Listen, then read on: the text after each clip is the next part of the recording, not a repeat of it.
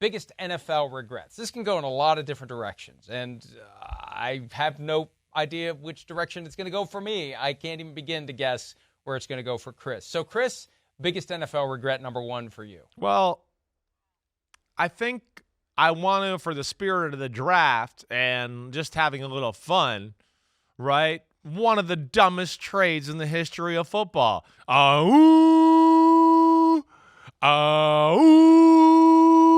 When Minnesota decided to trade every player on their team and every draft pick on their team for the next 5 years for Herschel Walker to set up the dynasty for the Dallas Cowboys.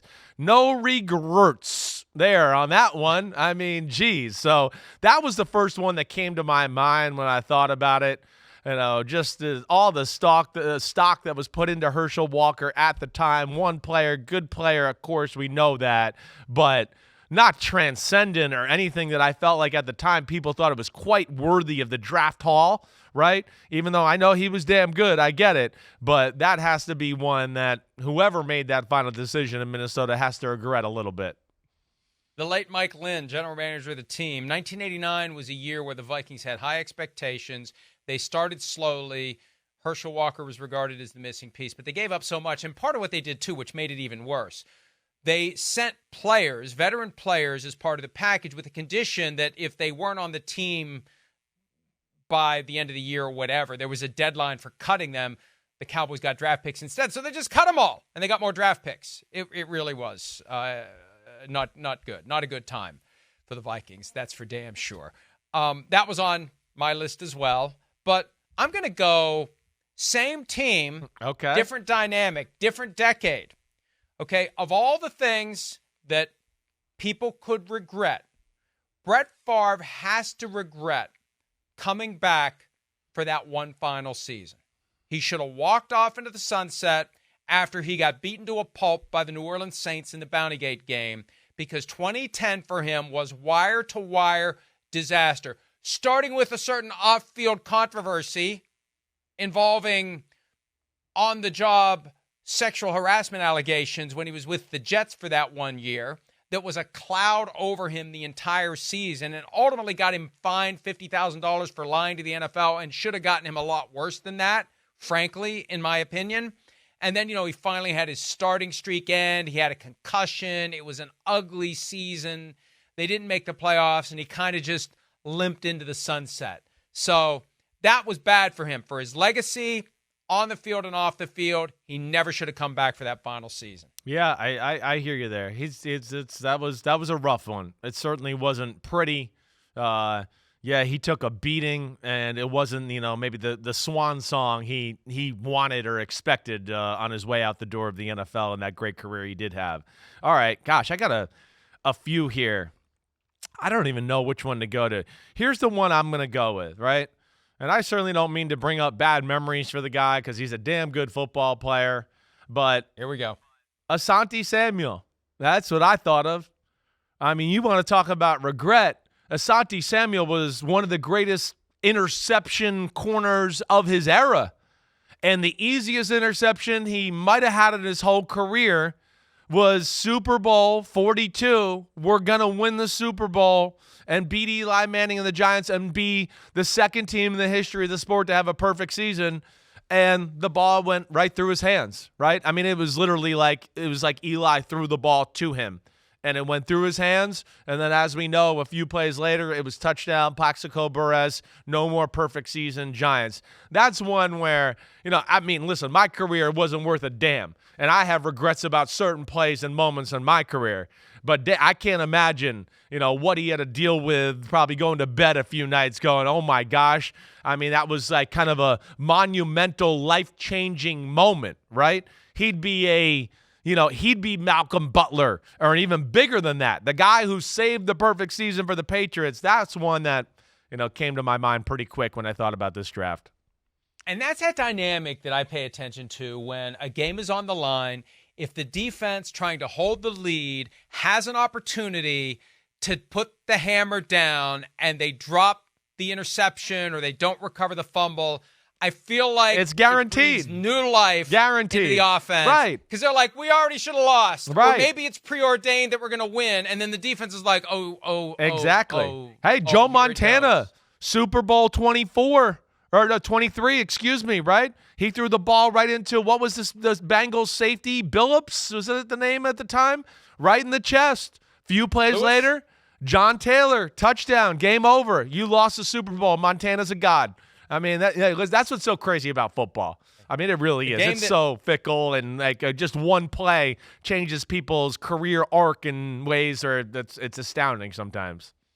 The game that Jim Harbaugh always loves to be reminded of, the 1995 AFC Championship between the Colts and the Steelers, I was there. Quentin Coriat had a ball right in his stomach that would have iced it. It would have been Colts-Cowboys in the Super Bowl, and he dropped it. I mean, how many times? When you watch football this season, we're just 4 months away, when you have those final drives, if the defense has a chance to slam the door and they fail, it's like vitamin B12 shot in the ass of the offense, and the defense is just adopting that demeanor of, here we go. All right, here's one. My good friend Aaron Rodgers. When he lied about being immunized, and I'm not trying to bring back any of the COVID stuff. I'm glad it's over. I'm glad we've moved on. I'm glad that we're back to normal, and we've been back to normal. But when he lied about being immunized, that was the moment, whether he meant to or not, that he took a heel turn. And he went from being a guy that you either, really liked or had no opinion about, to a guy that you either had no opinion about or you hated. That was the moment. That was like if it was a wrestling show, that's when the babyface turns to heel.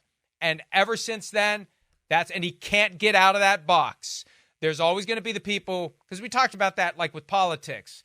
When you're truly polarizing, there's a group that love you and a group that hate you. With Rodgers, there's a group that doesn't care, and there's a group that hates you. And it all started when he played those stupid-ass word games, lying to the reporters, creating the impression he'd been vaccinated when he hadn't been, and waiting for them. It's on you to follow up. When I say, yeah, I've been immunized, and he's kind of sly, nobody has to follow up. It's your fault. It's your fault. It's not my fault. That was the moment that his entire perception changed, and he's never going to get it back, Chris. Yeah, it seems like he's kind of doubled down, a little bit. And even though he decided the hell with it. Well, he kind of fibbed and lied about that, and then he decided he's not going to lie about anything anymore. He's just going to tell you every thought in his head, which is kind of funny. It's like, you couldn't say you weren't vaccinated, but you're going to tell us that story? You're going to say that?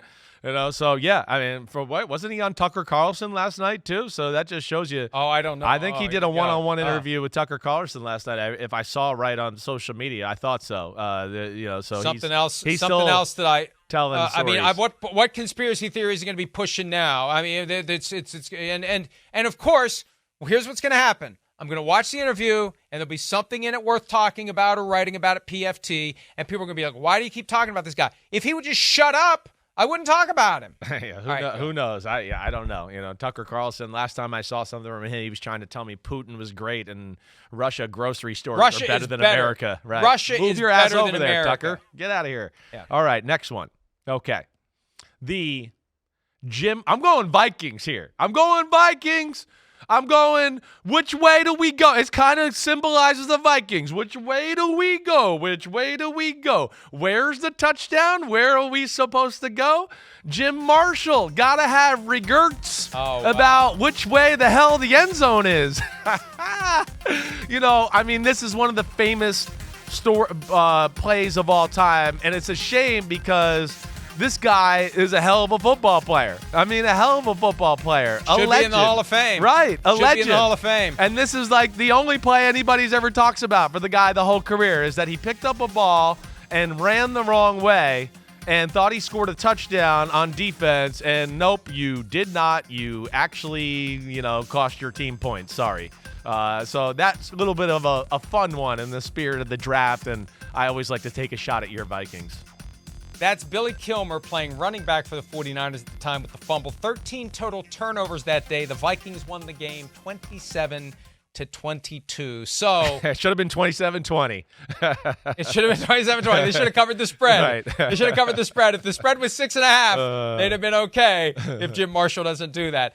I've got two I want to get to. Okay. So I'm taking a liberty here. All right. One, and this dovetails with your first pick. the Broncos never should have traded for Russell Wilson. And that's recent, and it needs to be said. Yeah. We can't let this go without saying the money they gave up, the draft picks they gave up, they compounded it by giving them the contract before he even played in a game for them, when they had to be thinking, we're not 100% sure this is going to work. Let's give him a shitload of money, and maybe it'll make it better. That was a horrendous decision. I mean, at least the Vikings didn't give Herschel Walker a ton of money right after he showed up. So the Broncos trade for Russell Wilson, one of the worst moves of all time. They surely regret it. The other thing I'm going to say, Dan Snyder has to regret buying the Washington franchise in 1999. He has to regret that because, as a wise man once told me, the only thing better than being rich and famous is being rich. And how many of these owners who end up becoming villains, either hated by their fans or hated by everyone, if they'd have just continued their lives as billionaires nobody knows, that's great. Nobody knows me. I'm really rich, and I don't have to deal with this crap. So Daniel Snyder buying the Washington franchise in hindsight. I mean, I don't know where he is now, but this is a guy whose name is going to be synonymous with NFL villain forever. If he had just never bought the team, we wouldn't know who he is, and he wouldn't have that notoriety attached to it. Well, you know where he is right now? He's on his super yacht with the gold-plated toilets, and it says, "Screw you, Florio," on the back of the boat. So don't worry. He's okay, all right? He's doing all right. There's already a couple boats. Screw you, Florio 1. Yeah, right. Screw you, Florio Up yours, 2. Florio 2. Right, yeah, you got them all.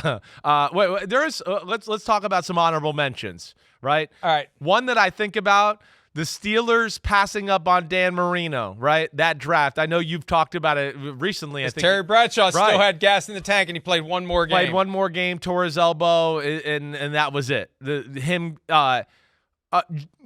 How could Jerry Jones not have some regrets about Jimmy Johnson and where that might have gone if that relationship wasn't different? And how much longer and greater would that dynasty have been? Right?